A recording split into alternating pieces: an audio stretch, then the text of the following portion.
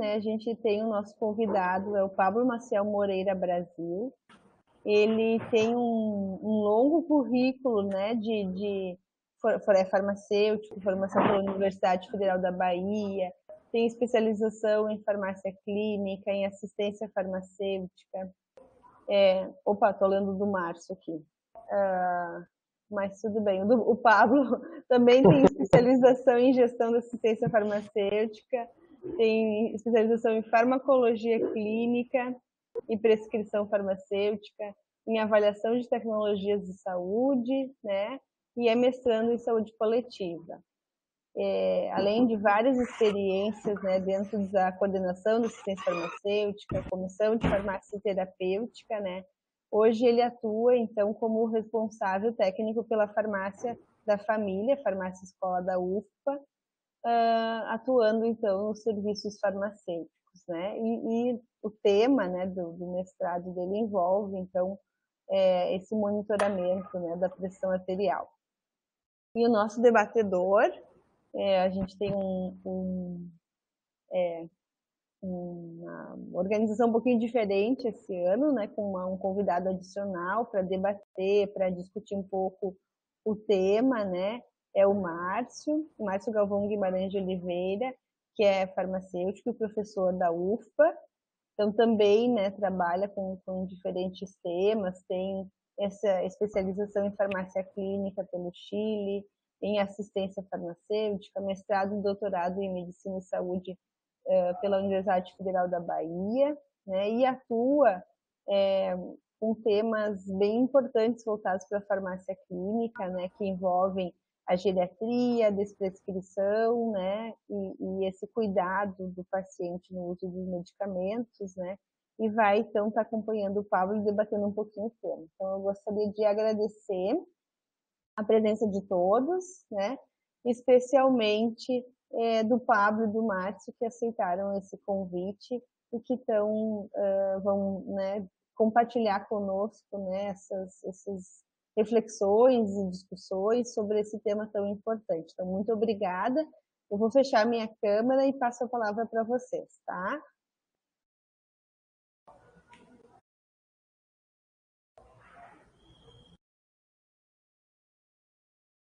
Bom dia a todos.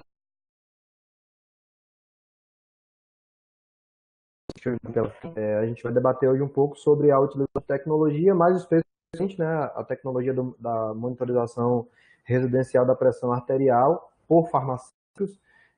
As nossas atividades acontecem especificamente em uma farmácia da atenção primária, é uma farmácia que também é a farmácia escola da Universidade Federal da Bahia, o campus aqui de Vitória da Conquista, e a gente vai trazer alguma coisa sobre a tecnologia em si e o que a gente vem executando aqui na farmácia, e os desafios e perspectivas para o uso dessa tecnologia por farmacêuticos e sua integração, né, à rede de atenção à saúde, sobre a rede de atenção primária, que é onde a gente consegue tratar a maioria dos pacientes hipertensos, bem como outras coisas.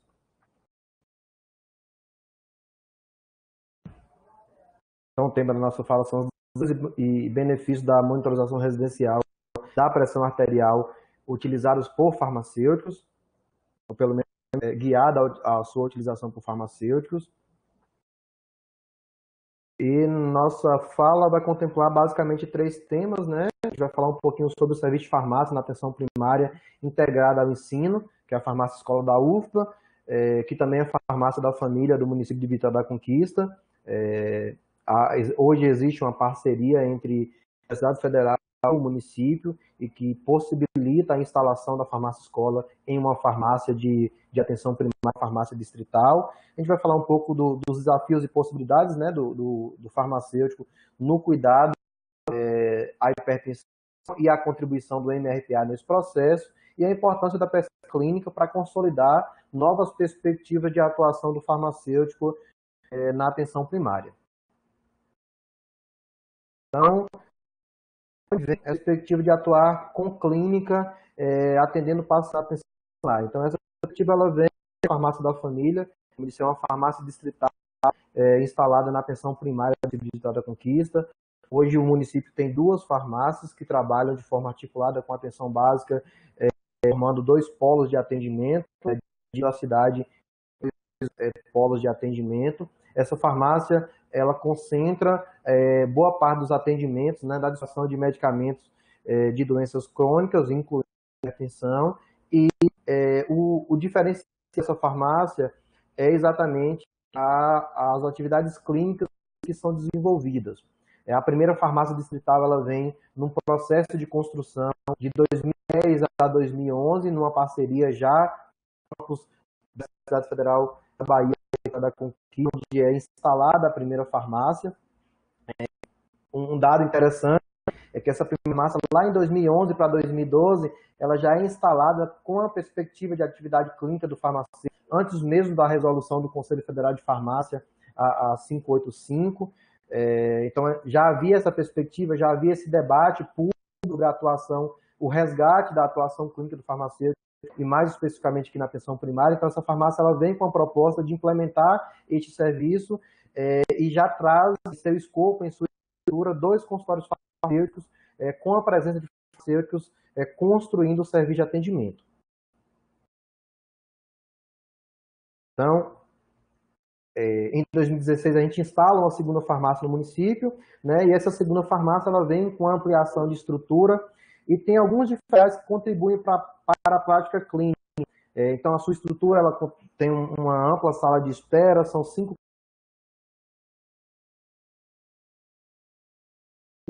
de insumos, ela acontece de forma informática. Nós temos computadores de internet instalada em todos os de atendimento, bem como nos consultórios farmacêuticos. A gente consegue acessar o PEC-SUS.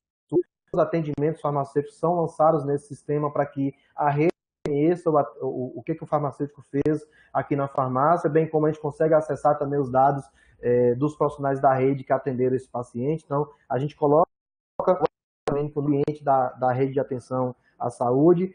A gente tem um diferencial em relação a recursos humanos. A equipe hoje é composta por 4 farmacêuticos, sendo 2 do município e 2 por uma parceria com a Universidade Federal da Bahia. São 2 técnicos que aqui atuam.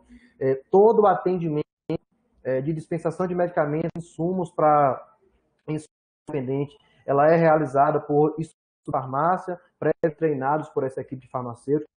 Toda a nossa equipe de atendimento ao público ou é farmacêutico, ou são farmacêuticos, ou são estudantes de farmácia. Isso possibilita, né, um atendimento mais qualificado. A gente consegue suprir a demanda de forma mais eficiente, consegue também identificar pacientes que necessitam de atendimento clínico, facilita a nossa rotina para a clínica. Nós temos uma rotina de atendimento que contribui também, tendo em vista que os dependentes eles são atendidos em consultório individualizado para recebimento de insumos, a aferição diária da glicemia capilar.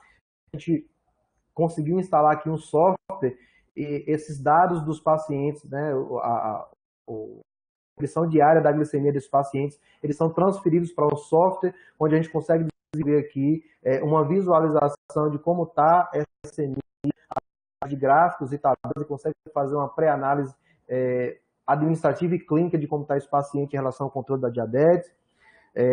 Nós temos um outro diferencial que foi a aquisição de aparelhos, né, de tecnologias que facilitam essa atividade com glucosímetros para a realização, para além dos pacientes que fazem uso de insulina. Os pacientes que não fazem uso de insulina têm a possibilidade de fazer o mapa glicêmico da demanda desse paciente, aquele uso de hipoglicemia oral. Nós temos estesiômetro, nós temos balança, nós temos aparelho de RPA, nós temos o ponte para a pressão de hemoglobina glicada. Então, o paciente diabético aqui, uma vez em atendimento clínico, se é uma demanda de realização da glicemia, a gente consegue coletar aqui a amostra sanguínea em 5 minutos, a gente consegue ter o resultado da hemoglobina glicada, facilitando os encaminhamentos para as possíveis intervenções da equipe de saúde.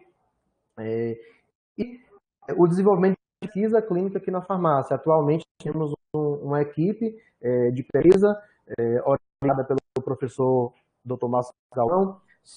Todos os farmacêuticos da farmácia estão imbuídos nessas pesquisas, cada um acaba assumindo alguma contribuição no direcionamento dentro das pesquisas. Hoje, 3 pesquisas em andamento, uma diabetes mellitus, numa parte parceria com a Universidade Estadual do Sudeste da Bahia, 2 outras direcionadas pela... alguém tá também sentindo falhas na fala? Ou é só...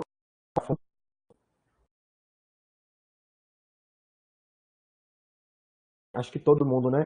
Eu vou trocar de internet para ver se as falhas melhoram. Normalmente eu utilizo esse microfone e ele funciona.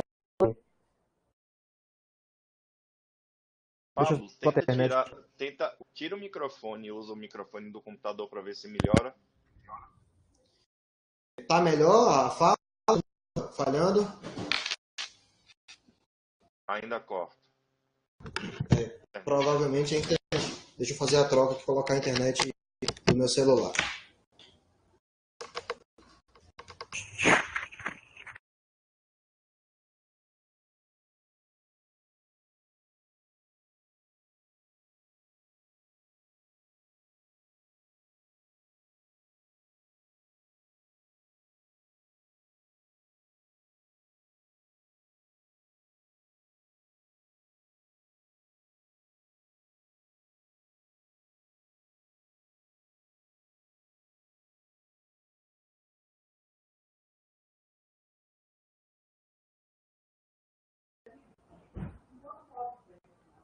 Pronto. Me escutam bem agora? Aparentemente está melhor. Vamos continuar. Qualquer coisa sinalizem para mim. Eu consigo visualizar o bate-papo. E aí a gente vai tentando avançar. Pronto. Então, como falava, nós temos um grupo de pesquisa que desenvolve algumas pesquisas clínicas aqui na farmácia. Uma delas com uma parceria da Universidade da Estadual do Sudeste da Bahia, 2 outras conduzidas por nossa equipe, e uma trabalha a parte de um shot de mensagens de texto para pacientes hipertensos, que o colega Erlan trará aqui nas próximas semanas. Desliguei a webcam sem querer. E uma outra pesquisa conduzida por mim, a pesquisa do meu mestrado, que utiliza o MRPA para intervenções farmacêuticas. A gente vai comentar um pouquinho sobre ela um pouco mais na frente.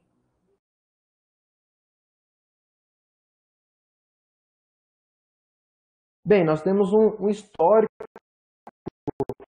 para que as atividades clínicas se iniciassem aqui na farmácia. Eu falei do projeto Farmácia Escola, junto com a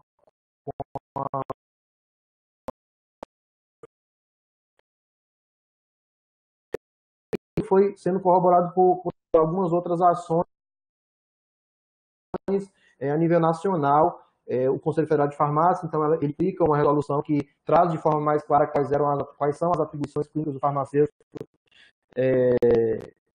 no ambiente de atendimento. Nós temos o projeto Cuidado Farmacêutico de Curitiba em 2014, que traz aí algum escopo teórico prático para que a gente pudesse conduzir as atividades aqui na farmácia. Nós temos várias edições, mas mais especificamente a 5ª edição do projeto Farmacêuticos na Atenção Básica, executado pela Universidade Federal do Rio Grande do Sul, do qual fui aluno.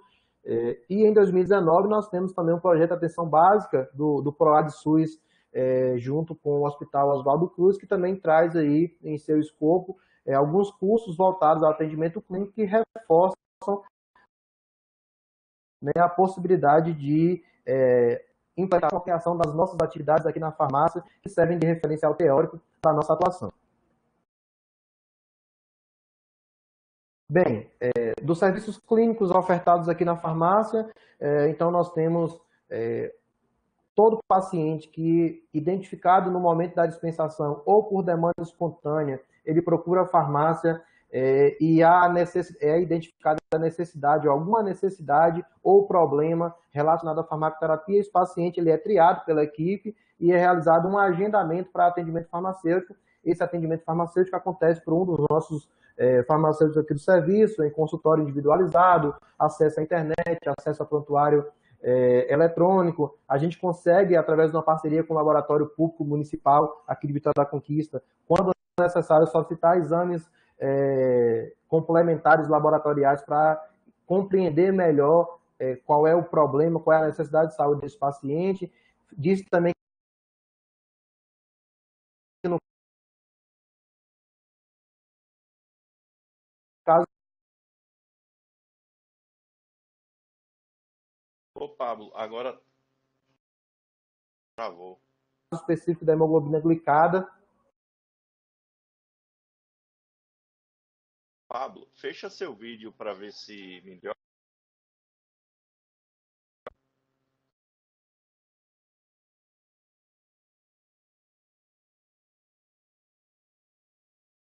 O Pablo está na unidade, será? Não, então ele tá na farmácia. Agora lá é fibra ótica a internet. Mas assim, Sim, é a estável, a internet hoje gente parece que sabe. é um pouco de loteria, né? Uhum. E aí ele estava conectado à rede da farmácia, depois ele Tudo trocou para o correndo. celular, melhorou um pouco, mas agora ele caiu de vez.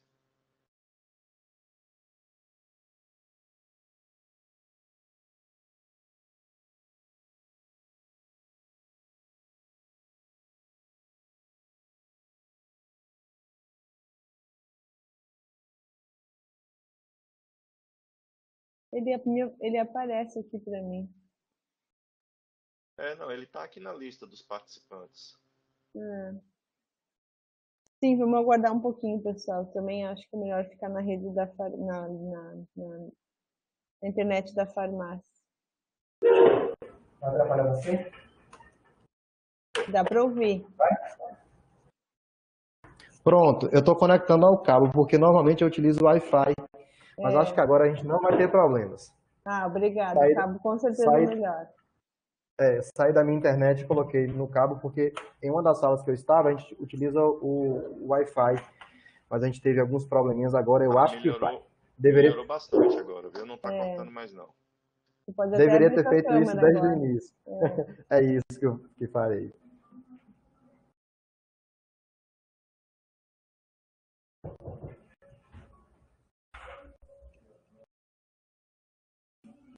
Pronto, agora acho que vamos. Desculpe, pessoal, pelas intercorrências técnicas, é que eu acabei não utilizando a forma correta de acesso à internet, mas acho que vamos. A partir de onde travou, que eu percebi um pouco depois.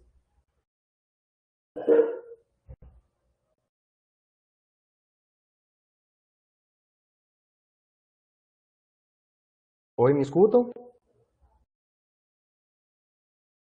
Pronto. Então, eu falava das nossas atividades clínicas, de que forma que os pacientes eles acessavam esse serviço. Eu coloquei lá atrás que uma das contribuições da rotina da farmácia era o atendimento, todo o atendimento realizado a dispensação realizada por estudante de farmácia. Então, esses estudantes são treinados para identificar pacientes com alguma necessidade ou problema de saúde que possa ser encaminhado para o farmacêutico. Uma vez identificado, eles são agendados para uma consulta farmacêutica que é realizada por um dos nossos farmacêuticos para que se faça essa avaliação.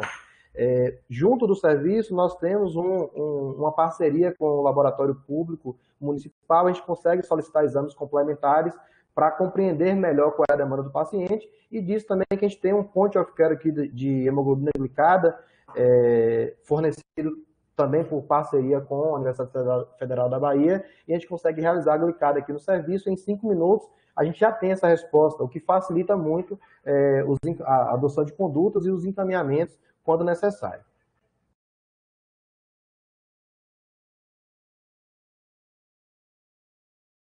Então, a gente já falou em relação à seleção de usuários, mas basicamente é feita uma avaliação geral em relação às demandas: farmacoterapia insegura, farmacoterapia inefetiva, problema ou condição clínica não tratada, para que a gente possa fazer essa avaliação e fazer os encaminhamentos ou as intervenções a depender de cada paciente após a avaliação. Bem, e quais são os desafios e possibilidades do farmacêutico no cuidado à hipertensão arterial? O que a gente tem pela frente, quais são as potencialidades e o que a gente ainda enfrenta de desafios aqui no serviço, que não deve ser diferente do resto do país.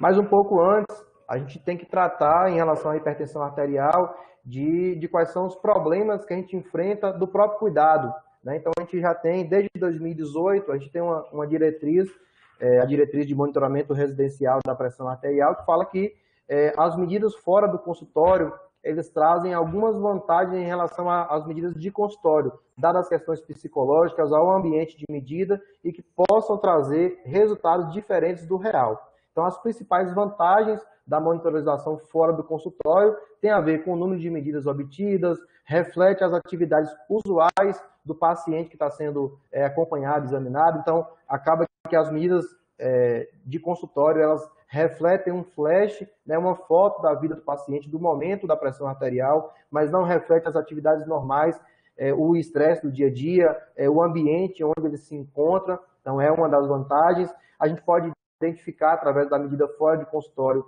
a hipertensão arterial do avental branco ou a hipertensão arterial mascarada. E nós temos um maior engajamento dos pacientes com o diagnóstico e o segmento, tendo em vista que é uma das formas de dar um pouco mais de autonomia ao paciente em relação aos resultados de medida de pressão arterial. As principais desvantagens têm a ver com custo, acesso e adesão, tudo junto. Não são... A medida fora do consultório requer tecnologia, que nem sempre está acessível, mas ela requer também um treinamento do paciente. O paciente precisa ter, o paciente ou o cuidador precisa ter algum nível de instrução, precisa estar bem treinado para que essas medidas fora do consultório representem a realidade, para que nós não tenhamos aí erros de procedimento que possam conduzir a um resultado clínico diferente do real e intervenções inadequadas. Nós temos duas tecnologias diferentes para utilizar fora do consultório, principalmente, né, o monitoramento ambulatorial da pressão arterial, o MAPA, que é muito parecido com o Holter. As principais vantagens dessa tecnologia são as medidas noturnas, permite medições em condições de vida real, assim como o MAPA, o uso em pacientes com dificuldade de compreender o uso dessa tecnologia. Então, o MAPA você instala no paciente, ele só precisa, no momento da medida, de realizar alguns procedimentos que são mais simples do que o MAPA, do que o MRPA, a gente vai falar um pouquinho mais. Ele permite avaliar a variabilidade da PA em períodos curtos de tempo, assim como consegue visualizar a pressão arterial no momento noturno de saída de vigília, e ele é considerado como uma evidência prognóstica mais robusta, tendo em vista que ele sofre menos interferência do paciente em sua residência. Há uma outra possibilidade, né, é o MRPA, é o aparelho que a gente utiliza aqui. O grande diferencial do MRPA estão em duas condições. Primeiro, porque ele é muito mais barato do que o MAPA, é uma diferença, chega a ser 10 vezes menor do que o aparelho do MAPA, e, portanto, permite estar mais amplamente disponível, e ele promove uma maior adesão ao tratamento. Por quê? Porque enquanto o MAPA, a medida de 24 horas, o procedimento de MRPA ele varia de protocolo para protocolo, mas normalmente é de 5 a 7 dias. Então, o paciente, além de você ter medidas de mais dias, né, portanto, representar a vida real de forma mais afinada, você também tem um melhor engajamento em relação ao tratamento, porque ele começa a perceber que se ele toma adequadamente o antihipertensivo, se ele adere adequadamente às medidas não farmacológicas, ele consegue visualizar essa resposta dia a dia na monitorização residencial dessa pressão. O grande diferencial do MAPA para o MRPA é que exige um treinamento mais reforçado, né, orientações e um apoio para a sua utilização, tendo em vista que, no caso do MRPA, o paciente precisa instalar o aparelho 2 vezes por dia. O protocolo envolve medidas pela manhã, medidas à noite, por 5 a 7 dias. Normalmente, esses aparelhos eles são automáticos, eles permitem a configuração para 3 medidas automáticas no período da manhã, 3 medidas no período noturno, mas o paciente ele precisa instalar esse aparelho, o que é uma das fontes de erro e o que faz o MRPA não ser tão fidedigno nas suas medidas quanto ao mapa. Por outro lado, ele faz o protocolo de 5 ou 7 dias, então você consegue distribuir o controle dessa pressão arterial por mais dias e consegue pegar dias atípicos. Então, posso instalar, por exemplo, o Holter ou o mapa num dia em que eu esteja com nível de estresse um pouco maior. No caso da MRPA, eu terei 7 dias. Este dia que fugiu da curva, a gente consegue identificar como um dia que, de repente, as medidas possam ser desprezadas, porque não representa a normalidade dos dias de medida. Então, são as grandes diferenças aí do mapa para o MRPA. No caso do nosso aparelho... Opa, passei 2 vezes.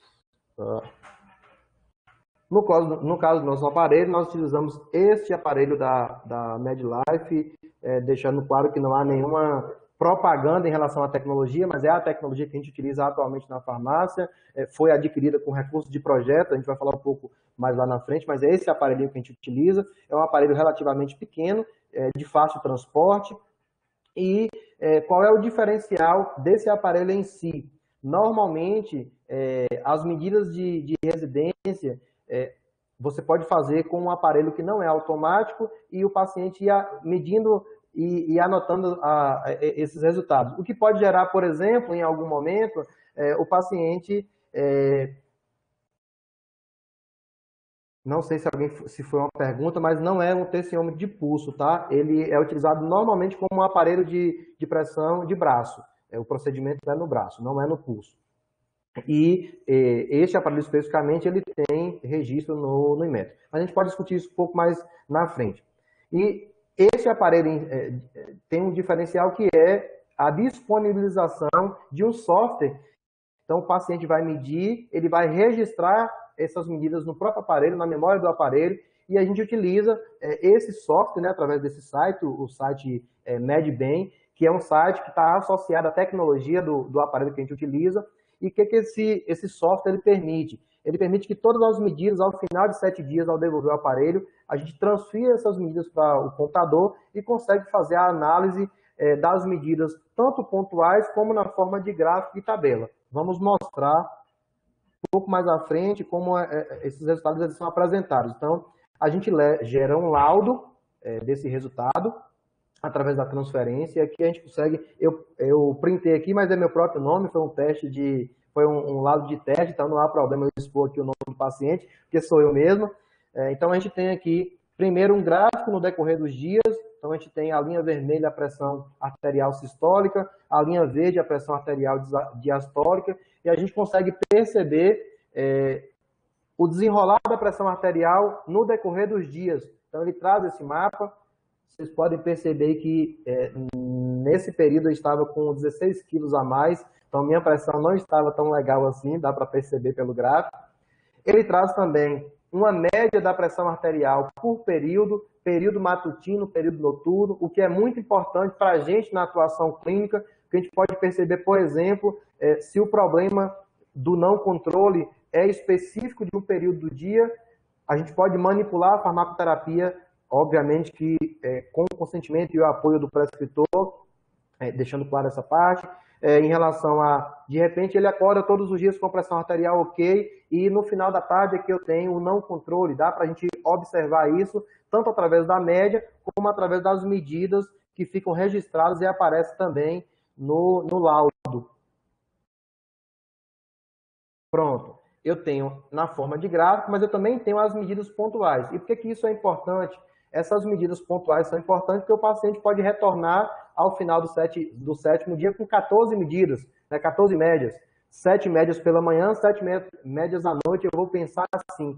Mas quando eu baixo os dados, eu percebo que assim, ele acabou medindo, em 2 dias fez as 14 medidas, porque sabia que ia voltar para o atendimento e falava, não, pera, Pablo ou Priscila, ou Erlan, ou Cleiton, vai visualizar as medidas e vai perceber que eu não fiz as 14. Então, eu vou fazer tudo hoje, que aí amanhã eles não vão se chatear comigo. Só que não vai resolver muito, não em relação à chateação, mas a gente vai conseguir perceber que as medidas representam as medidas de um único dia, o que prejudica uma possível avaliação. Então, a gente consegue visualizar esses problemas através das medidas diárias do dia 1, dia 2, dia 3, até o 7º dia. E, ao final, a gente consegue gerar um laudo. A gente fez um modelo de laudo padrão, onde, quando há necessidade de encaminhamento para a equipe de saúde, para o prescritor, a gente coloca alguns dados clínicos, a média da pressão arterial e as conclusões e possíveis intervenções sugeridas pelo farmacêutico, e isso é encaminhado através de um anexo à carta de encaminhamento para a equipe de saúde ou especificamente para o prescritor, a depender da condição de saúde do paciente e do serviço que ele é atendido. A gente tem um fluxo de atendimento em relação à pressão arterial de consultório, a depender do resultado da pressão arterial, a gente tem uma conduta X ou conduta Y, não dá para a gente visualizar aqui, mas depois eu posso disponibilizar a apresentação. Então, todo paciente que, na medida de consultório, ele apresenta ou sinais e sintomas de hipotensão ortostática, ou uma pressão arterial menor do que 12/7 ou 120/70, esse paciente ele é submetido ao MRPA para identificar que essa pressão, a média da pressão arterial, representa de fato um valor menor do que 12/7. E por quê? Porque desde 2019 a gente tem uma discussão em relação a qual é a pressão arterial ótima. Se o paciente não tem diagnóstico de hipertensão, a pressão arterial ótima é menor do que 12/8. Mas se o paciente tem diagnóstico de hipertensão e está em uso de medicamento, essa pressão arterial ele tem algumas metas específicas, mas não pode ser menor do que 12/7, 120/70. E por quê? Sobretudo em idosos, porque uma pressão arterial em uso de medicamentos antihipertensivos menor do que 12/7 ou 120/70, isso aumenta em muito o risco, tanto de falta de oxigenação do miocárdio, mas também aumenta o risco de queda, aumenta o risco de confusão mental. Então, para esses pacientes, e aí é avaliado caso a caso, nós queremos uma pressão arterial controlada, mas não pode ser menor do que 120/70. Este grupo aqui, ele é avaliado como uma possibilidade de desprescrição de algum antihipertensivo. Então, a gente confirma isso no MRPA, uma vez a média da pressão arterial sendo menor do que 120/70,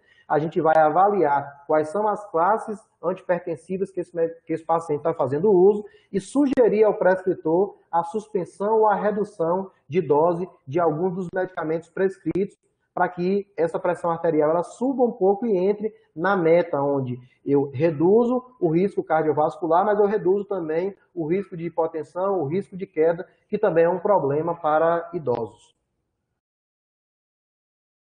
O outro grupo é o grupo que eu tenho uma pressão arterial de consultório acima da meta estabelecida para a condição clínica.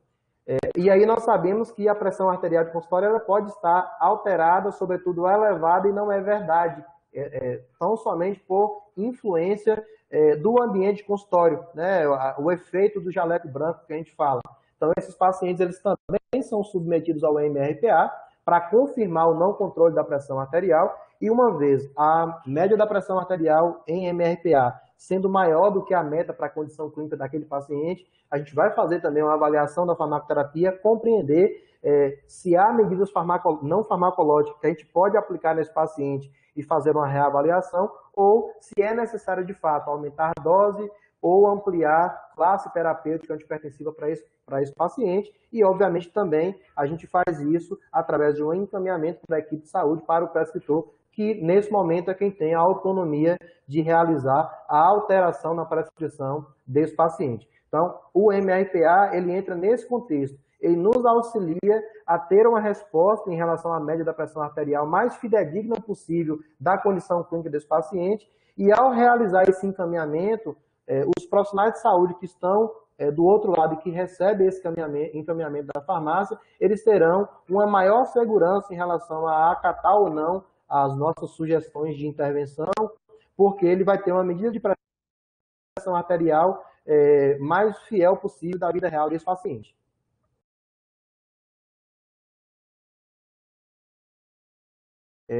Juliana faz uma pergunta, vou responder logo para a gente não perder o ponto. O uso do MRPA pelo paciente, ele passa por duas etapas. A primeira etapa é, uma vez identificada a necessidade da realização do MRPA. Uma vez identificado esse paciente no próprio consultório, ele vai ser orientado e feita uma demonstração de como se utiliza esse aparelho. E aí a gente solicita que o paciente ou o cuidador, né, porque a gente pode atender o paciente sozinho, mas pode atender o paciente com o cuidador, para que se reproduza o que a gente explicou, para que as dúvidas que ele possa ter nesse percurso, ele já tire com a gente naquele momento. Então, ele sai do consultório com uma medida realizada, que vai ser descartada posteriormente, mas para ele compreender como é a utilização dessa tecnologia. Além disso, ele recebe um folheto, né, com as explicações do que ele deve fazer, sobretudo em relação a como ele deve estar, não pode ter praticado atividade física nos últimos 30 minutos, evitar o uso de cafeína, se tiver feito uso de tabaco, não realizar a medida da pressão arterial nos próximos 30 minutos, e essas medidas ela deve acontecer em 2 momentos oportunos. De manhã, em jejum, antes do uso dos medicamentos, e ao final da tarde, antes do jantar, e aí independente do uso do medicamento ou não, porque vai depender da posologia de cada prescrição, a gente não pode fazer essa alteração. Mas em medidas que a gente tenta fazer com que ele faça o mais próximo uma da outra possível. Então, se ele estabeleceu que ele vai medir todos os dias às 7 da manhã em jejum e às 6:30 da tarde, após chegada do trabalho, por exemplo, a gente solicita que ele repita isso por 7 dias. Aí lembrando que o aparelho está programado para fazer 3 medidas, então ao final de 7 dias nós teremos 42 medidas. A média da pressão arterial vai ser referente a 42 medidas, e no ambiente normal da vida dele, né, em vida real, o que vai representar uma maior segurança no resultado do que a simples medida do consultório, mesmo repetido 2 ou 3 vezes, como é o protocolo. Bem, e aí a gente falava da importância da pesquisa clínica para consolidar essas novas perspectivas, né? A gente escuta muito que é preciso fazer, mas é preciso dizer que fez e é preciso escrever que fez, ou seja, consolidar esses dados de atuação, porque a gente precisa entender que nós, farmacêuticos, apesar de termos uma história de atuação junto ao paciente, uma longa história, mas a gente ainda está, a nossa atuação, sobretudo a clínica, ainda está em consolidação. A gente avançou muito nos últimos 10 anos, mas ainda é preciso provar que a nossa atuação profissional pode beneficiar o paciente.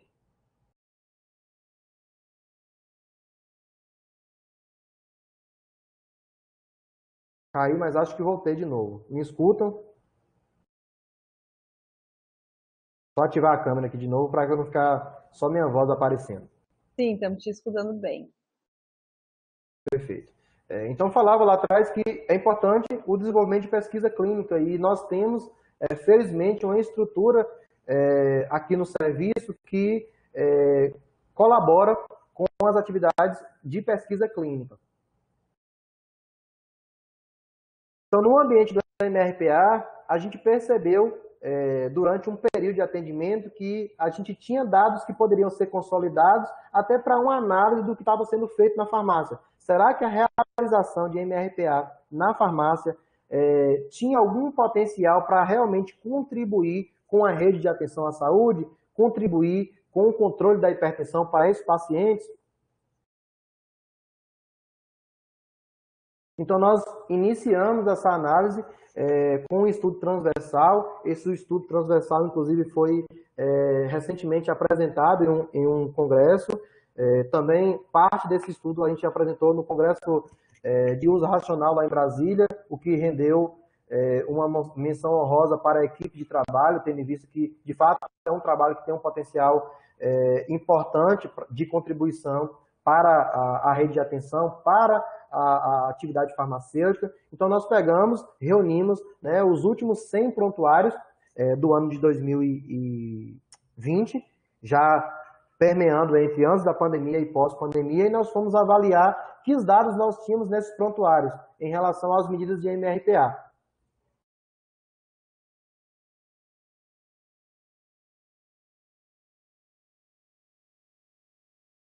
Então, nós fizemos um passo a passo, nós incluímos, né, todos os pacientes que foram treinados para utilizar esse aparelho, nós tínhamos esses resultados através, né, do próprio atendimento farmacêutico, e nós realizamos uma análise desses dados e o que a gente encontrou.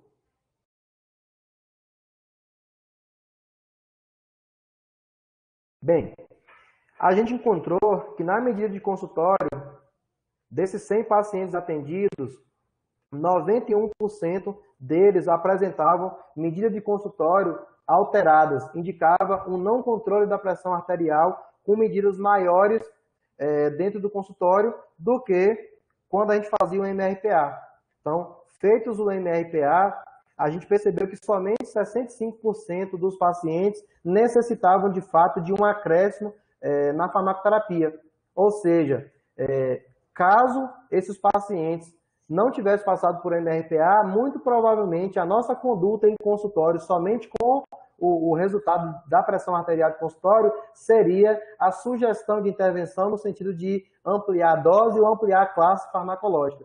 Ou seja, estaríamos expondo junto com a equipe de saúde e o prescritor esse paciente a um tratamento excessivo, desnecessário, tendo em vista que a pressão arterial dele de residência, a pressão arterial dele de vida real, não representava a pressão arterial de consultório.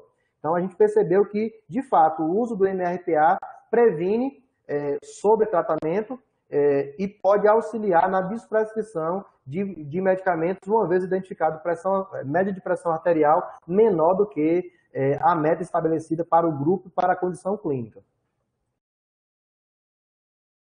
Nós fizemos a análise estatística e nós percebemos que essa diferença de pressão arterial, ela realmente era significativa. Então, que nos gerou uma hipótese para um estudo um pouco maior, que eu vou falar um pouco mais na frente. Então, mas o que nós identificamos nesse estudo transversal é que o MRPA, ele contribui para a desprescrição ou previne sobretratamento em pacientes acompanhados aqui na farmácia.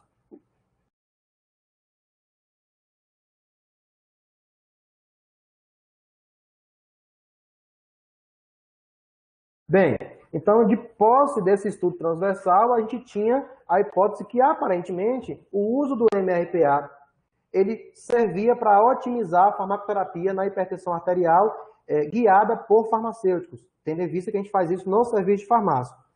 Para isso, a gente delineou uma pesquisa clínica um pouco mais robusta, a gente desenhou um ensaio clínico. Esse ensaio clínico hoje, ele faz parte da pesquisa de mestrado aqui na Universidade Federal da Bahia. Eu sou mestrando em saúde coletiva na área de epidemiologia clínica. O professor Márcio Galvão é meu orientador nesse projeto. Então, a gente compreendeu que a gente tinha alguns gaps de conhecimento, né? Então, quais eram as justificativas para se realizar esse ensaio clínico aqui na farmácia? Primeiro que a otimização da farmacoterapia com participação ativa do profissional farmacêutico ainda é uma prática que está em construção, consolidação. Falta protocolo para interrupção, redução ou substituição de medicamento. A gente tem algo relacionado à cultura dos pacientes, da aceitação do serviço ou das intervenções, e a gente tem conhecimento prático de protocolos que utilizem tecnologias. De certa forma, a gente tem uma escassez de tecnologia para ser utilizada na prática clínica. A gente sabe também que, e sobretudo agora na diretriz de hipertensão de 2020 e 2021, a gente está claro que a pressão arterial de consultório, ela pode diferir, né, ela pode ser diferente da pressão de vida real. Então, isso pode levar a tratamentos inadequados e o MRPA, ele vai subsidiar o profissional farmacêutico e a equipe de saúde, prescritores, na tomada de decisões clínicas compartilhadas com o paciente para melhorar, para otimizar a farmacoterapia da hipertensão, atingir o controle e, sobretudo, reduzir mortalidade e morbidade relacionado à farmacoterapia e à hipertensão. Então, nosso problema de pesquisa é que o uso da monitorização residencial da pressão arterial na rotina de um serviço de farmácia pode auxiliar na identificação de subtratamento de pacientes não tratados corretamente e, portanto, não controlados, ou de sobretratamento, portanto, com o uso excessivo de medicamento passível de desprescrição em pacientes acompanhados na atenção primária aqui no município de Vitória da Conquista. Nós lançamos mão de responder alguns objetivos, então a gente vai avaliar a adequação do tratamento de hipertensão arterial na atenção primária através do uso do MRPA. Como objetivo específico, a gente vai identificar a proporção de pacientes hipertensos em sub- ou sobretratamento para hipertensão arterial. A gente vai fomentar as alterações de tratamento conforme diretrizes vigentes, seja desprescrição, alteração de doses ou introdução de novos fármacos, e avaliar a aceitação de pacientes e prescritores em relação a essas intervenções. E, por fim, a gente vai avaliar também o controle nos dois grupos, no grupo controle e no grupo intervenção.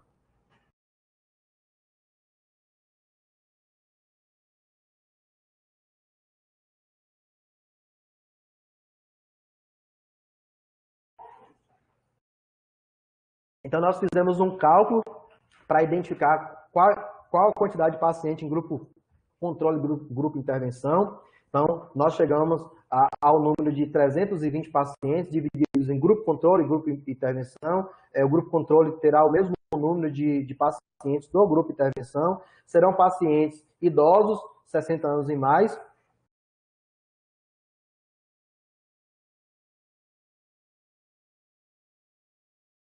Esses pacientes, eles estão sendo selecionados no guichê de atendimento, ele vai passar por um convite, se ele aceitar esse convite, ele vai assinar o TCLE, nós temos a aprovação do CEP aqui do MS, e esse ensaio clínico também está cadastrado no Clinical Trials, para início agora já em maio, a gente já está em fase de início de atendimento.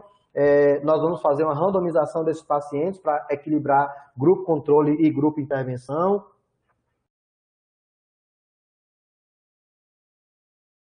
A coleta de dados ela vai acontecer durante a consulta farmacêutica, e aí eu sinalizo que a pressão arterial é um momento importante para a gente durante o atendimento, que é o que vai gerar levar a realização do MRPA ou não, a efetiva inclusão ou não desse paciente no protocolo de pesquisa.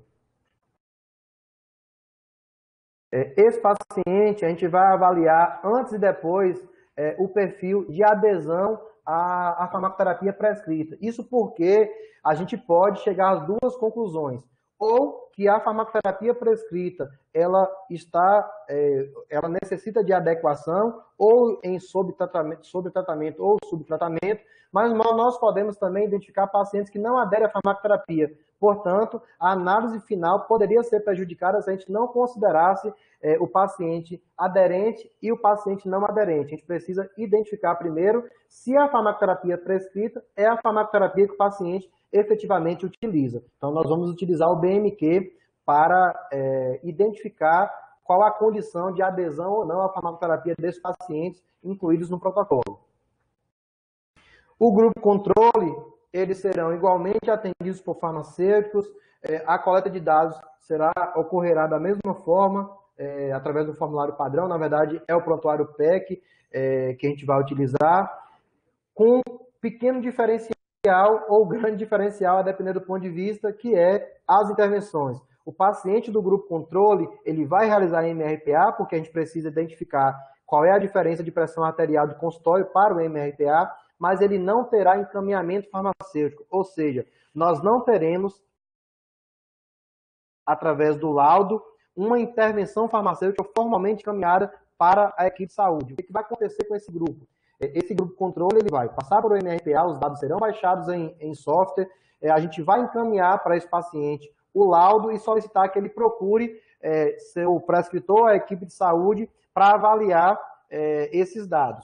No grupo intervenção, já que a gente quer identificar a contribuição do farmacêutico nesse processo, então essa avaliação ela também incluirá uma carta de encaminhamento direcionada para a equipe de saúde, para o prescritor, com as sugestões farmacêuticas do que se deveria fazer para esse paciente. Quer seja, nos casos de pressão arterial menor do que a meta para aquele grupo, a desprescrição, ou para os casos de pressão arterial maior do que a meta para aquele grupo e condição clínica, a sugestão de incremento nessa farmacoterapia, quer seja adição de dose ou adição de classe farmacoterapêutica.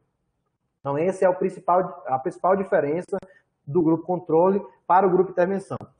Aqui eu faço até uma discussão. Inicialmente, a gente discutiu a possibilidade do grupo controle não receber o MRPA, mas como a diretriz de 2020 ela traz o MRPA como uma opção para o acompanhamento desses pacientes, do ponto de vista ético, nós não poderíamos tendo o equipamento do serviço, não fornecer para esses pacientes. Então, o diferencial será direcionado em relação à intervenção farmacêutica subsidiada pelo uso do MRPA.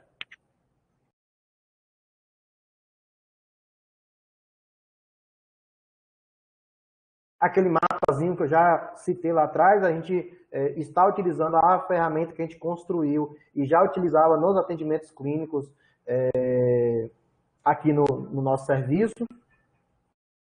Uma coisa importante é que, desde o início da pandemia, e aí a gente não poderia deixar de tocar, é que nossa farmácia não parou. Somos serviço de saúde, atendimento essencial, então a gente passou, na verdade, por alguns protocolos de mudança de atendimento. Então, o paciente que vai ser atendido na farmácia, quer seja para atendimento clínico ou para dispensação de medicamento, ele passa por uma triagem em relação a sintomas respiratórios.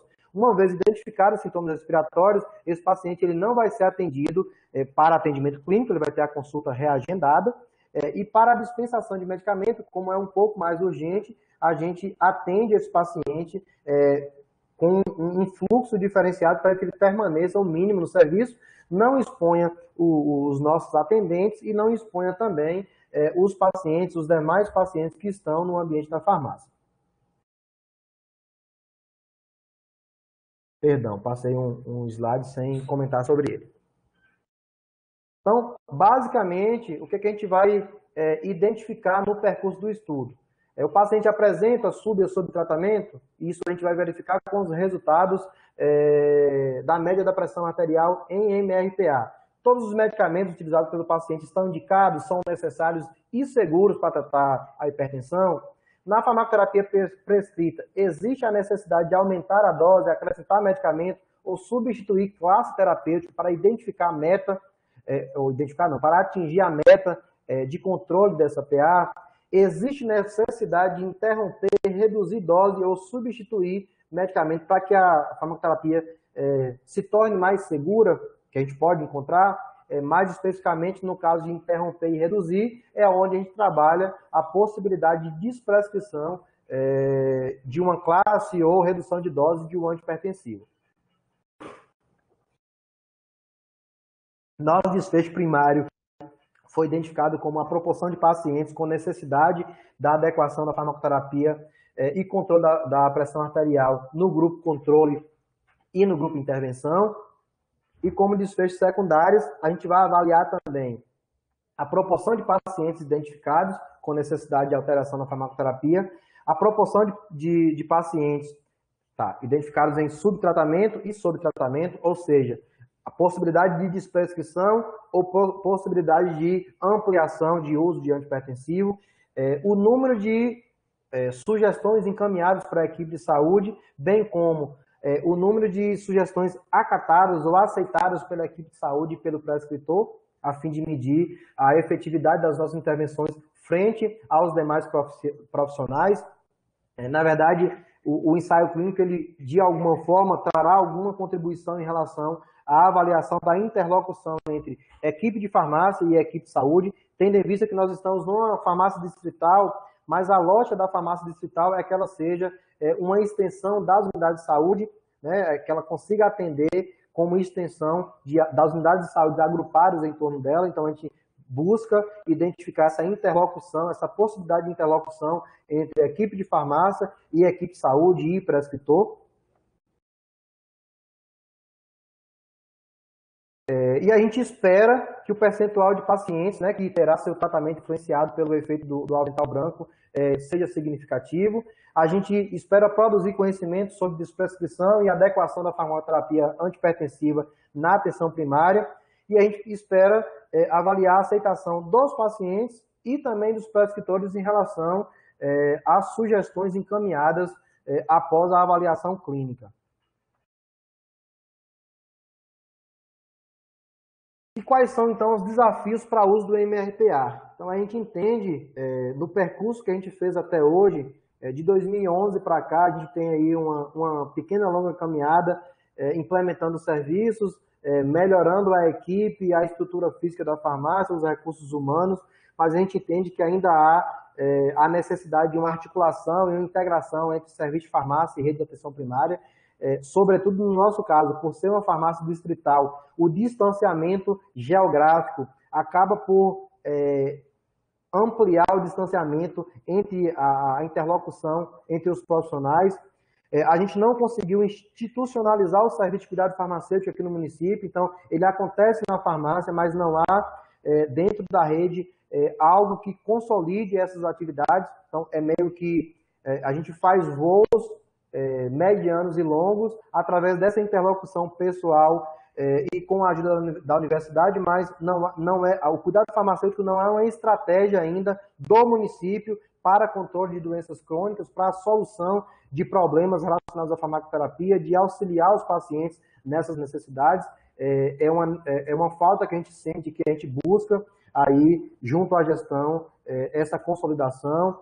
A gente precisa de farmacêuticos capacitados para atuação em serviços clínicos e a gente entende que nós temos uma boa equipe, mas quando a gente vai avaliar o todo, a gente entende que é preciso abrir mais vagas de residência, sobretudo em residências voltadas para a atenção primária, para que se compreenda os objetivos do tratamento da atenção primária. As intervenções, elas são diferentes do âmbito hospitalar, porque o paciente ele está em vida real, ele não está no ambiente controlado. A gente entende que há uma necessidade de construção de protocolos clínicos ou de caminhos bem definidos para atuação integrada entre farmacêuticos, prescritores, equipe de saúde, sobre ajuste de dose, desprescrição. Sobretudo aqui na farmácia, a gente não é incomum visualizar no âmbito da hipertensão, já que a gente está falando do MRPA, mas também no âmbito da diabetes, são as duas doenças crônicas mais prevalentes que a gente atende aqui, de enxergar a necessidade de uma alteração, por exemplo, na dose de insulina, na dose do antihipertensivo, e não ter autonomia legal para fazer, embora possa conhecer quais são os caminhos, e isso gera, inclusive, a superlotação da busca pela unidade de saúde, da busca por uma consulta da enfermagem, uma consulta médica, que, ao nosso ver, essa integração da equipe poderia favorecer, e o PEC está aí para esse registro compartilhado das informações, a tomada de decisão visualizada por todos os profissionais. Então, a gente entende que é um desafio a ser vencido. E acho que, como perspectiva, a gente acredita que cada vez mais a gente tem conseguido contribuir com a produção de conhecimento, isso eu digo a nível nacional, e a gente acha que a nossa pesquisa também trará o reforço desses conhecimentos, né, dessa produção científica, para que leve à implementação de serviços clínicos em maior escala, incentivados pela gestão, tanto federal quanto estadual, mas também municipal. Implementar serviços clínicos requer investimento financeiro também, né? Não dá para a gente pensar que a gente vai tocar o barco. Aqui a gente consegue fazer isso por uma parceria muito bem construída com a Universidade Federal da Bahia e com projetos de pesquisa que os professores de farmácia, sobretudo o professor Márcio Galvão, consegue trazer aqui para o nosso serviço, o que possibilita o financiamento de algumas ações, por exemplo, ter 30 aparelhos de MRPA aqui na farmácia, ter estesiômetro, ter um point of care de glicada, só é possível com o investimento dessa parceria farmácia da família, farmácia escola. Nós não conseguiríamos, pelo menos até aqui, sem que tivéssemos esse financiamento. Então é essencial que as esferas de gestão compreendam que os serviços clínicos farmacêuticos, sobretudo no ambiente da atenção primária, que é onde precisa expandir, ele pode trazer retorno para a população, né? Pode aumentar a qualidade de vida, pode melhorar a capacidade gerencial dos serviços de atender seus pacientes. Já falei da ampliação de vagas de residência. A gente acha que um dos caminhos para a formação concreta de clínicos é a residência em todas as profissões e não só a profissão farmacêutica. A residência é o caminho, é a exaustão de estudos e a exaustão da prática correta que vai nos levar a alguma perfeição. E a gente precisa investir em pesquisas clínicas robustas, né, para que esses protocolos eles tenham um fundo científico muito forte. A gente não pode conduzir protocolos à luz do achismo. A ciência ela precisa prevalecer, é o conhecimento científico que tem que direcionar as nossas práticas clínicas no serviço. não só a nossa pesquisa clínica, o ensaio clínico em desenvolvimento, mas boa parte das atividades clínicas aqui na farmácia, ela acabou por ser financiada de forma indireta pela Fundação Medtronic, através do projeto HealthRise, que foi coordenado pelo professor Márcio Galvão. Inclusive, o Point of Care de glicada, o estesiômetro, os equipamentos de MRPA, eles foram adquiridos com recursos desse projeto e que, após a conclusão das etapas do projeto, eles foram direcionados aqui para a farmácia. Por isso, esse financiamento indireto, assim como a CAPES. E nós temos o apoio da Prefeitura Municipal de Vitória da Conquista, através, né, da Secretaria Municipal de Saúde, desse convênio entre serviço e ensino. Essa junção é que nos faz fortes, ou em alguma medida fortes, para poder conduzir aqui atividades clínicas e pesquisas clínicas oriundas, né, das nossas atividades aqui no serviço. Aqui está meus contatos, e-mail, telefone e Instagram. Gostaria de agradecer ao convite, né, da professora Karine, e fico disponível aí para as dúvidas, as sugestões e críticas em relação às nossas conduções aqui.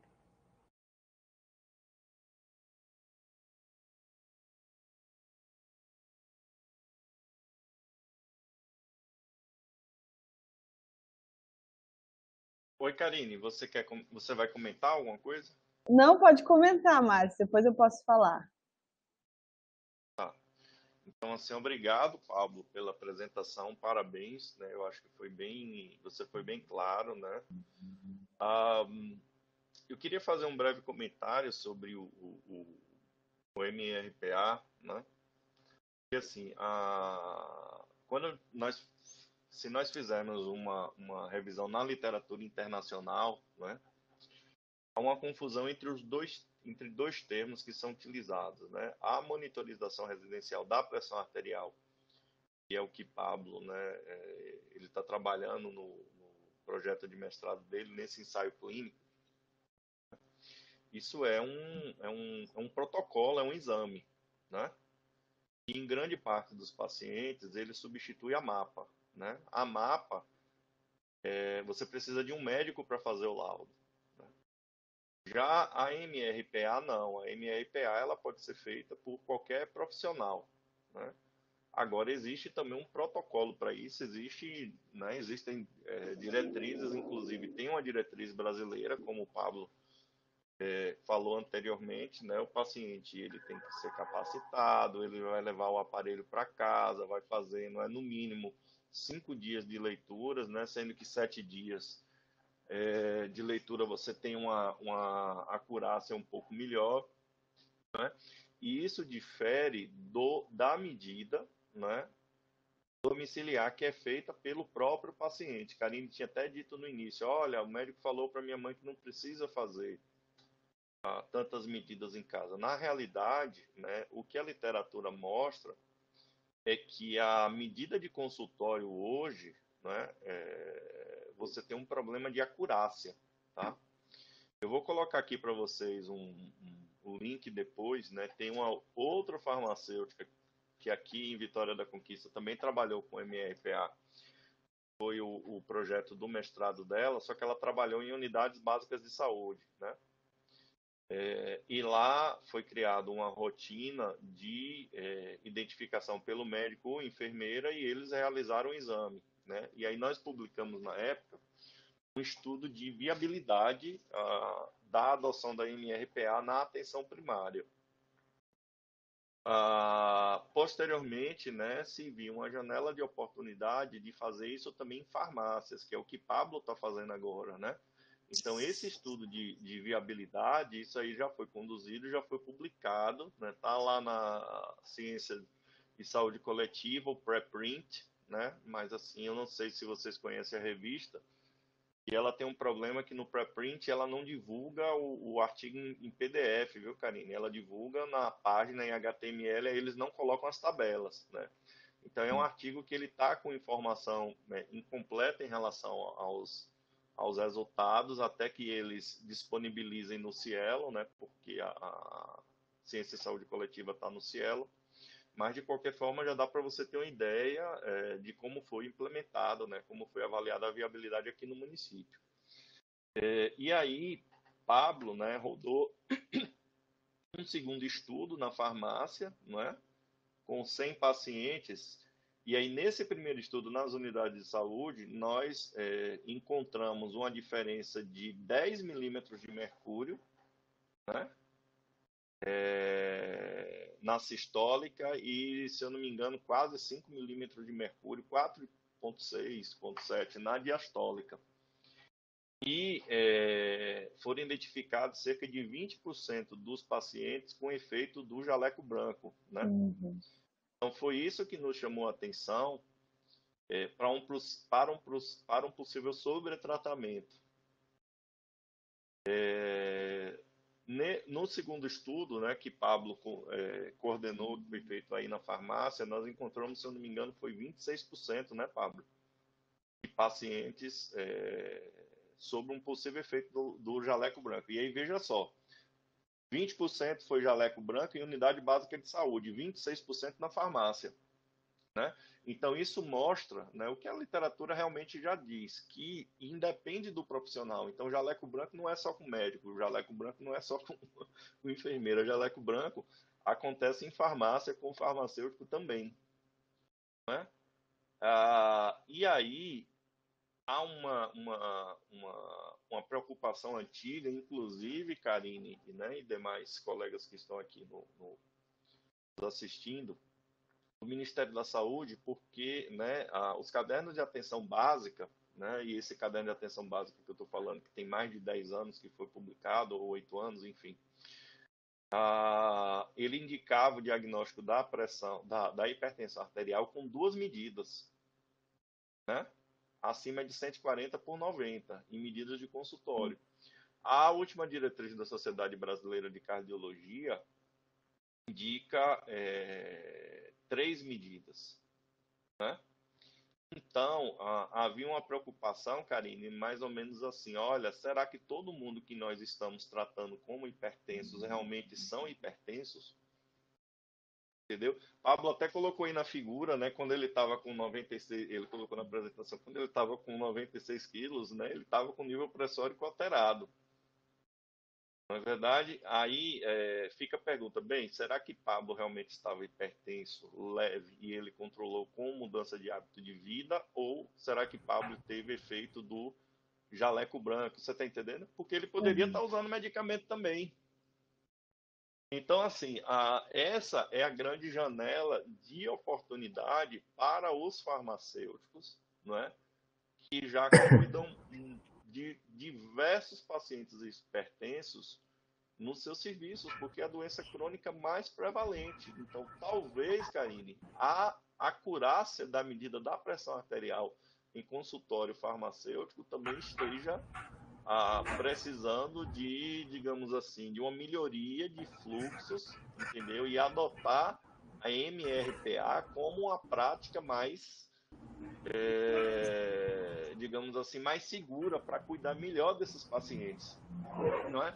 Logicamente que nós temos que valorizar a medida feita pelo paciente em casa, não é? Ele pode ser treinado também para fazer isso, ele pode ser treinado para fazer o protocolo, independente do seu aparelho, né? Ter a possibilidade de gerar um relatório, né? De você ter o software ou não, entendeu? Então, esse, para mim, é o principal aspecto do estudo, dessa possibilidade. Eu queria pegar justamente esse gancho, assim, né? Parabéns, Pablo e Márcio, né? Pelos projetos, pelos resultados, né? E pelo discutir um tema tão importante, né? E para mim, eu nunca trabalhei exatamente, né, com a monitorização residencial da pressão arterial. Então, na verdade, se para eu fazer a MRPA, eu preciso ter um protocolo e tenho que fornecer o aparelho para o paciente e fazer quantas medidas? Deixa eu só entender melhor. Ou eu posso fazer, que nem você falou agora, treinar o paciente e ele fazer em casa? Fazer Pablo, sozinho. você quer responder? Nós temos dois caminhos, né? A medida de MRPA, ou a medida em casa, se o paciente tem um aparelho, a gente não chama de protocolo de MRPA, a gente fala de medida autônoma, é um outro termo que a gente utiliza, mas ele pode realizar as medidas conforme o protocolo de MRPA, anotar os dados e a gente consegue fazer essa média igualmente. O diferencial do protocolo envolvendo uma tecnologia que utiliza o software para resgatar essas medidas em relação ao erro de anotação, né? Ele pode, sem querer ou querendo, anotar um dado que não é real e prejudicar a análise clínica. Isso pode acontecer, isso acontece muito com diabetes, né? O paciente mede em casa, deu lá 300, ele fala, mais 300, professor, o farmacêutico Karine vai me apertar. Vou colocar aqui 165. Esse é o diferencial de você utilizar uma tecnologia que é automática. Sim, sim, com certeza. E o critério de inclusão do paciente em qualquer momento, quando ele vai para a farmácia, ou vocês têm alguns gatilhos que levam a levar ele a fazer a MRPA? O MRPA acontece no contexto da consulta farmacêutica. Então, a primeira identificação é lá na triagem, no atendimento, na dispensação, ou por demanda espontânea, mas que é menor, hoje ainda é muito menor, é que esse paciente, durante a dispensação, os atendentes que são estagiários de farmácia, eles consigam identificar alguma necessidade desse paciente em relação à consulta farmacêutica. E no contexto da consulta farmacêutica é que ele é incluído e é disponibilizado no MRPA e todo o treinamento para se fazer em casa. Perfeito. Legal. E eu vejo, quando eu trabalhei um pouco com hipertensos aqui em Porto Alegre, a dificuldade de a gente pensar em alguns pacientes que têm uma farmacoterapia talvez inadequada, que têm boa adesão, mas que tu não tem um leque de alternativas terapêuticas dentro do Sistema Único de Saúde. Não sei se vocês têm essa discussão aí no município, como é que é também essa vinculação, né, do projeto com a prefeitura ou com a própria comissão de farmácia terapêutica, né, se existe ou é adequado, né, a lista de medicamentos disponíveis no SUS, porque isso também é um importante resultado, né, para a gente olhar para a farmacoterapia dos pacientes. A gente não tem hoje uma discussão em relação vou colocar a ampliação, né, de classes terapêuticas que não estão contempladas pela Rename, e a gente sabe que a Rename, apesar de atender e abarcar um grande percentual de demanda, existem tecnologias farmacêuticas que estão disponíveis no mercado e que tratam bem a hipertensão, mas que por algum motivo eles não foram incluídos na Rename. Não há essa interlocução.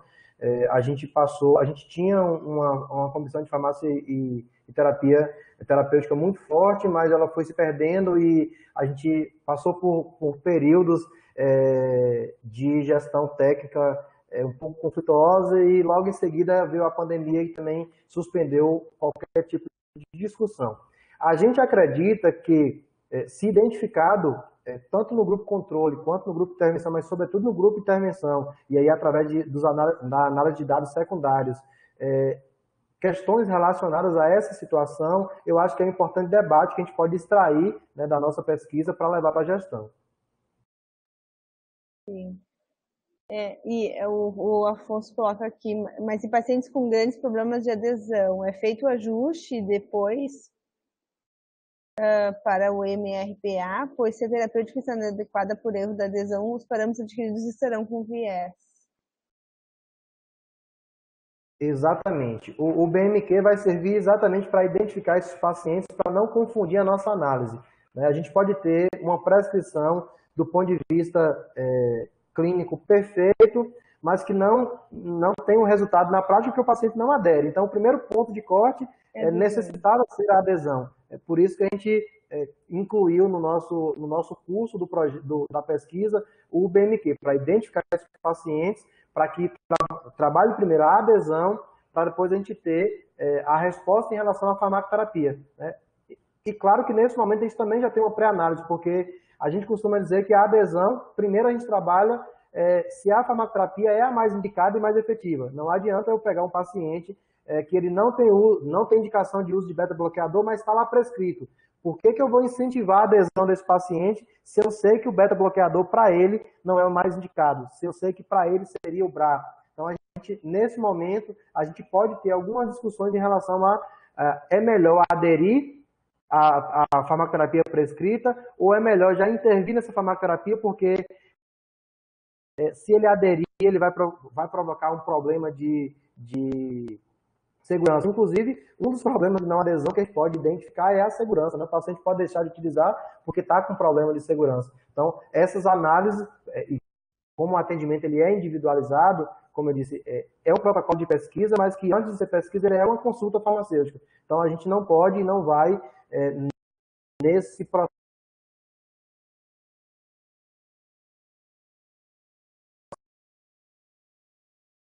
Travou um pouquinho. Pablo caiu? Parece que Pablo caiu. Acho que travou um pouquinho. Enquanto de avaliação, fechar os olhos para a questão.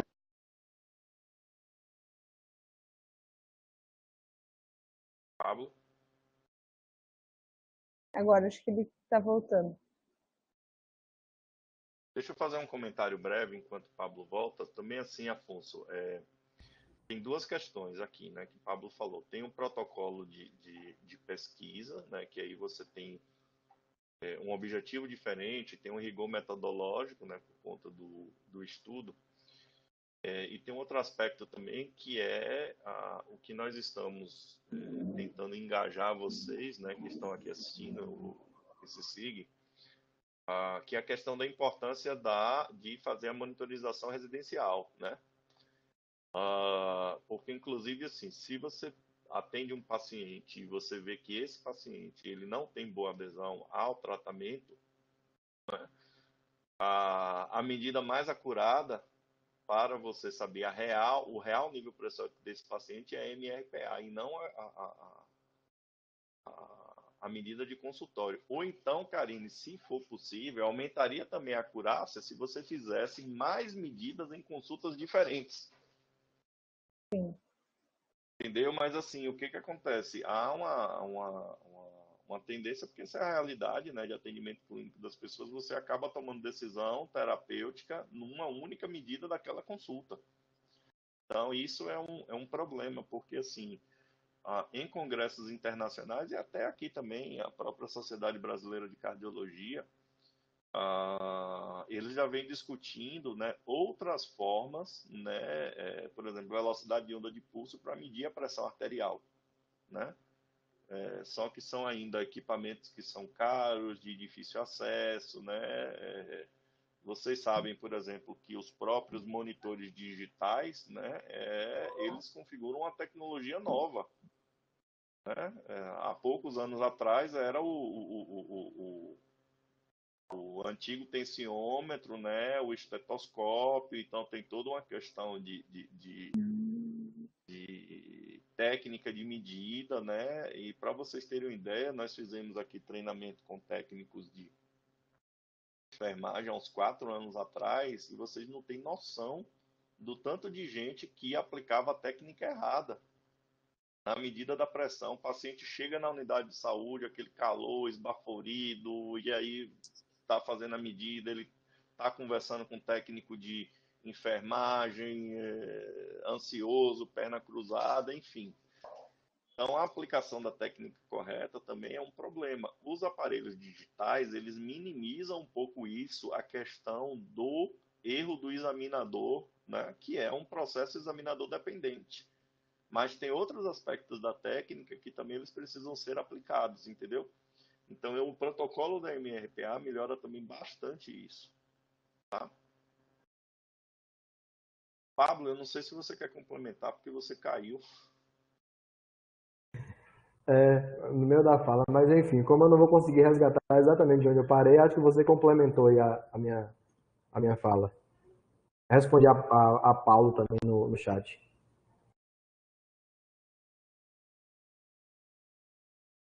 Paulo Roberto está perguntando do software, Pablo. Como é que os Tá, dados são armazenados? esse aparelho, ele possui uma saída para USB, saída ou entrada, eu nunca sei se é saída, mas enfim, a gente consegue transferir, ele tem uma memória própria de até 500 medidas, embora a gente não necessite utilizar as 500, mas ele pode armazenar até 500 média de pressão, e são transferidos através de um cabo USB. Esse software, através do site que eu mostrei lá atrás na apresentação, ele pega esses dados e transforma se eu quiser, eu posso apresentar ele em gráfico, mas ele forma também tabelas de média e ele também disponibiliza para mim as medidas pontuais, as médias dia a dia. Quantos dias que o paciente faz o protocolo, Pablo? O protocolo é de 7 dias, mas a gente colocou como ponto de corte 5 dias. Se ele devolver o aparelho com mais de 10 medidas, a gente aceita essas medidas, desde que essas medidas sejam feitas em dias diferentes, né? Ele não pode fazer 10 medidas no mesmo dia, aí será descartado, ele vai ter que fazer novo procedimento, se assim aceitar. O protocolo, o aparelho mede o horário também, Sim, e a data e o horário. data e horário. E qual é o percentual que vocês têm de perda de quem não cumpre o protocolo? E como é que vocês fazem para evitar justamente esse viés? Porque assim, a Dona Maria pode emprestar para a Karine, para o João, porque tem que ter um cuidado nesse sentido, né? Que o aparelho não seja usado para medir a pressão de todo mundo que está na casa. Inicialmente, eu vou trazer o exemplo de outro serviço aqui da farmácia que até a chegada do software a gente não identificava, mas depois com o software passou a identificar, que eram os pacientes que compartilhavam entre si o aparelho de glicemia. E a gente conseguia visualizar no software que as medidas não batiam muito bem. Ora, como é que hoje eu tenho duas medidas e uma é de 80, 90 e a outra é de 350? No caso, e aí, para esses pacientes do glicosímetro, que a gente já tem alguma experiência, é o reforço mesmo no sentido de orientá-lo dos prejuízos que isso vai causar se um outro paciente utilizar o aparelho naquele período. Para o nosso protocolo de estudo, a gente vai orientá-lo, ele também recebe um termo, né, recebe assim um termo de retirada do aparelho, e a gente tenta deixar claro que ele não precisa passar esse aparelho para outra pessoa. Se há uma outra pessoa na família que há necessidade de utilizar o aparelho, que procurasse o serviço de farmácia, porque vai ser disponibilizado de forma paralela, sem fazer parte do protocolo de pesquisa, mas que ele também será atendido. É uma forma de minimizar essa ansiedade, dizer assim, não, mas só eu tenho, então eu vou emprestar aqui para fulano. Não, fulano pode ter, desde que procure o serviço de farmácia. Mas aí o marido passou mal, vai querer medir também. Isso pode acontecer. Esse é um viés que, infelizmente, como o protocolo é realizado em casa, a gente depende das informações fiéis do paciente, e que nem sempre elas virão. Perfeito. Teve uma pergunta também de visitas domiciliares, Paulo Roberto. Isso, eu respondi no grupo que no transversal a gente não fez visita domiciliar, mas para o protocolo de pesquisa a gente inclui os nossos contatos, o contato da farmácia, o contato do farmacêutico que atende, e quando há alguma dúvida, como já ocorreu, os pacientes ligam e a gente tira a dúvida por telefone ou por videochamada. A gente evita e não incluiu no protocolo de pesquisa a visita domiciliar, sobretudo pelo período de pandemia. A gente de certa forma, nós não, porque estamos vacinados, mas ou em menor proporção de risco, mas para os pacientes, a nossa visita na casa deles pode levar a algum desconforto familiar em relação à transmissão do vírus. Então, a gente não incluiu a possibilidade de visita domiciliar. Nesse estudo que foi publicado, que eu coloquei o link aqui, teve participação dos agentes comunitários de saúde, né? Quando até hoje se faz MRP aqui nas unidades de saúde. Cada equipe de saúde da família tem um aparelho. E é uma outra possibilidade também, né? Vocês envolverem o agente comunitário, porque assim, tem um outro problema que pode acontecer, Karine, tipo assim, o paciente ele leva o aparelho, né? E ele não entrega na data certa. E aí, como ele passa uma semana com o aparelho, vamos dizer, se ele não traz na segunda-feira, ele ficou até a sexta, não traz na outra segunda, você já perde o time para fazer o exame de um outro paciente, entendeu?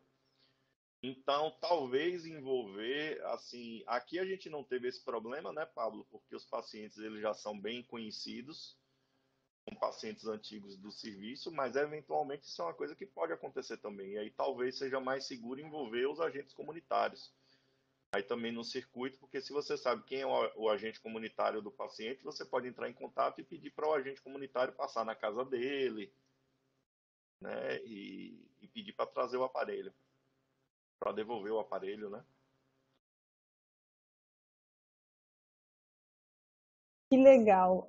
Eu queria parabenizar, né, na verdade, vocês, o Márcio, o Pablo, toda a equipe do serviço da universidade.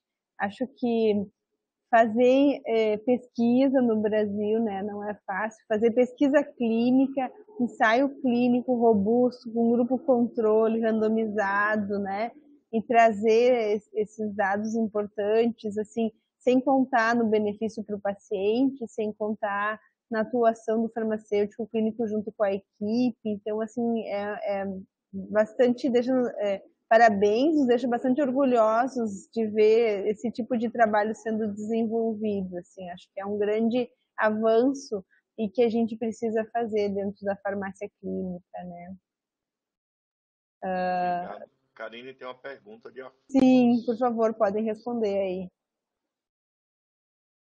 Quer Afonso, responder? veja bem, pode ser.